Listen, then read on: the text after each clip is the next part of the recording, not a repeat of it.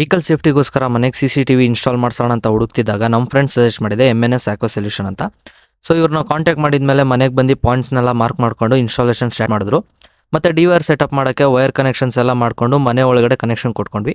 ಹಾಗೆ ಪಾರ್ಕಿಂಗಲ್ಲೂ CCTV install ಮಾಡಿಸಿ first ಫ್ಲೋರಲ್ಲಿ SMP ಮತ್ತು DVR ವೈರ್ ಕನೆಕ್ಷನ್ನ ಸೆಗ್ರಿಗೇಟ್ ಮಾಡಿಕೊಂಡು ಬಾಕ್ಸ್ನ ಫಿಟ್ ಮಾಡಿ ಅದರೊಳಗಡೆ DVR ಮತ್ತು SMP ಇಟ್ಟು ಆಲ್ಮೋಸ್ಟ್ ಎಲ್ಲ ಕಡೆ ಕ್ಯಾಮ್ರಾ ಫಿಟ್ ಆಯಿತು.